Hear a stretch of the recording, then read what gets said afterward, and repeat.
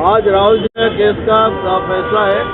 राहुल जी की जो गुनहगार ठहराया गया है, मतलब कन्विक्शन जो दिया गया है, वो कन्विक्शन सस्पेंड करने के लिए जो हमने एप्लीकेशन हाई कोर्ट में रखी है, रिवीजन एप्लीकेशन, उसका चुकादा, उसका जजमेंट अभी 11 बजे शार्प आने वाला है। हमें उम्मीद है कि ये राहुल जी की तरफेण में चुकादा आना चाहिए। उसके एक से ज़्यादा वजूद है, एक से ज़्यादा वजूद है। इस वजह से मैं आपको बता रहा हूँ कि जो महत्तम कन्विक्शन किया गया है, सेंटेंस दिया गया है, वो गलत है। ये पहला ही गुना है वो, और ऐसे कोई स्पेशल सर्कमस्टेंसेस नहीं थे जो राहुल जी को मैक्सिमम सजा सुनाई जाए।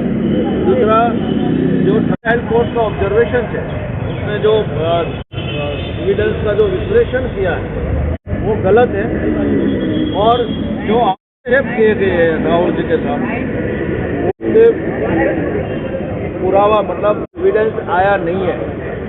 और ये जो फैसला सुना गया है वो एविडेंस के न होने के बावजूद भी किया गया।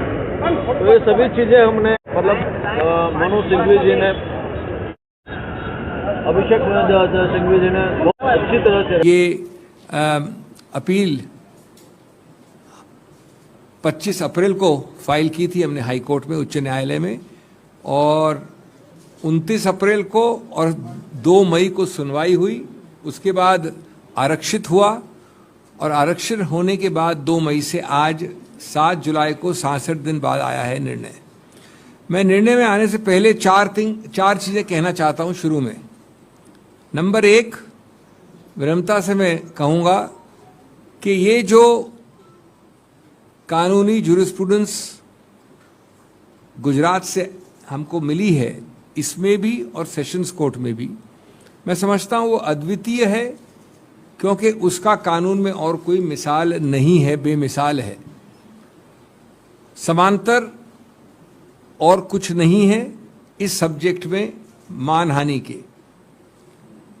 मैंने पहले जो 2-3 बार आपके समक्ष वार्ता की, मार्च में भी और अप्रैल में भी इसी विषय में, तो मैंने आपको बताया था कि किस प्रकार एक पूरे समुदाय को, जो बेढब है, अपरिभाषित है समुदाय, उसके बारे में मानहानि प्रमाणित करना करीब करीब असंभव है।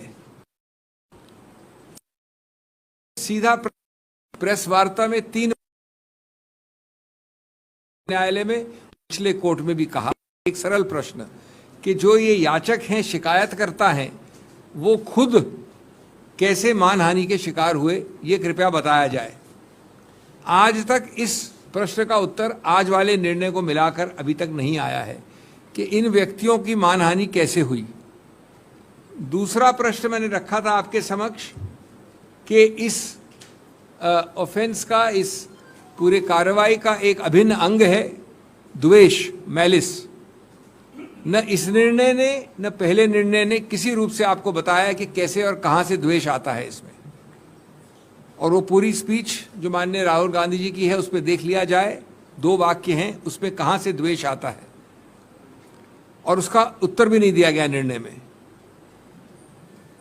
और तीसरा भी मैंने एक प्रश्न उठाया था कि इससे याचककर्ता, शिकायतकर्ताओं को किस प्रकार से नुकसान, डैमेज, लॉस हुआ है, उसका भी, तीनों प्रश्न ये बिना जवाब के हैं।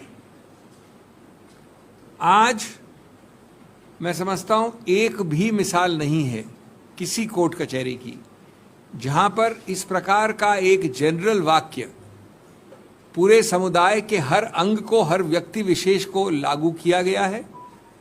किसी भी केस में ऐसा कन्विक्शन नहीं हुआ है, और कन्विक्शन के बाद कन्विक्शन का सस्पेंशन नहीं होना भी कहीं नहीं हुआ है।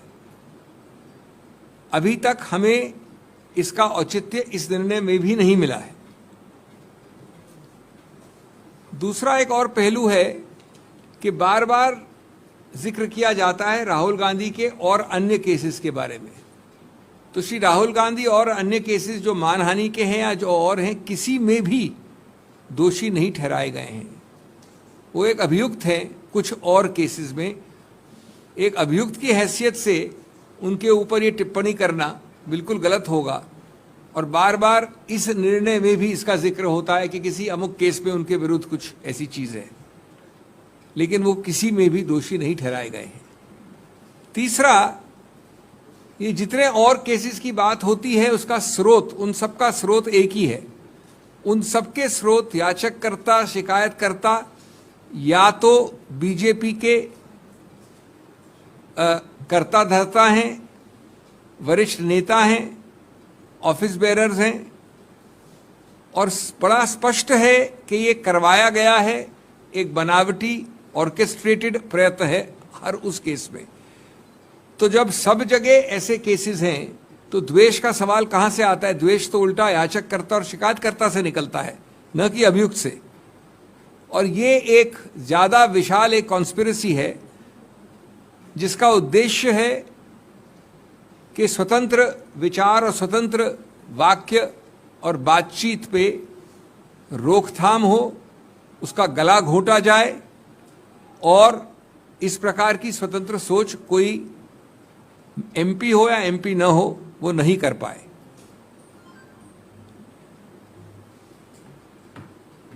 एक और विचित्र बात है, आज सुबह 10:30 बजे जब घोषणा हुई कि निर्णय आने वाला है, यद्यपि आया अभी 10 मिनट पहले, तो जिक्र किया गया वीर सावरकर के बारे में।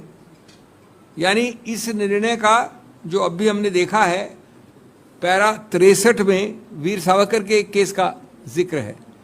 रोचक बात यह है कि यह वीर सावरकर का केस दायर ही हुआ है 12 अप्रैल 2023 को, और श्री राहुल गांधी का दोषी ठहराना निचले कोर्ट्स द्वारा उससे 1 महीने पहले 23 मार्च को हुआ था। इसके बारे में कोई प्लीडिंग नहीं है, जिरह लिखित रूप से नहीं हुई इसके ऊपर। जब मामला खत्म हो रहा था अंतिम दिवस पे 2 मई को जब मैं गया, तो अंत में दूसरी तरफ के याचक ने इसका जिक्र किया है कटिंग देके, अखबार की कटिंग। आश्चर्य है, अचंबा है, लेकिन जैसा मैंने कहा पूरी प्रकार से अप्रत्याशित नहीं है कि ये एक मेजर प्रमुख आधार बन गया है निर्णय का। एक ऐसी चीज जिसमें एक आरोप लगाया, सिर्फ आरोप है, कोई दोषी नहीं है, 1 महीने बाद ओरिजिनल कंप्लेंट के। मैं ये भी कहना चाहूंगा कि इस बारे में कोई आपको गलतफहमी नहीं होनी चाहिए कि जो ये मूल मुद्दा है, सिद्धांत है इस केस में, वो हम सबको, हम एक एक व्यक्ति को असर दुष्प्रभाव करता है, इन्वॉल्व हम सबको करता है। ये सिर्फ किसी एक व्यक्ति विशेष या राहुल गांधी या इनका या मेरा या आपका केस नहीं है। क्यों? क्योंकि ये उस अखाड़े की बात है जो स्वतंत्र बोलचाल का अखाड़ा है। ये उस अखाड़े की बात है जो स्वतंत्र अभिव्यक्ति का अखाड़ा है। और सबसे बात, जैसा मैंने कहा, मूल बात है कि वहां पर किस प्रकार से नियंत्रण हो, ये कंट्रोल फ्रीक सरकार का उद्देश्य है। उस अखाड़े पे किस प्रकार से रोकथाम हो, गला घोटा जाए और उस पे बार बार प्रहार किया जाए, ये मूल मुद्दा है। मानहानि के कानून को पूरी तरह से दुरुपयोग किया गया है उस उद्देश्य को हासिल करने के लिए।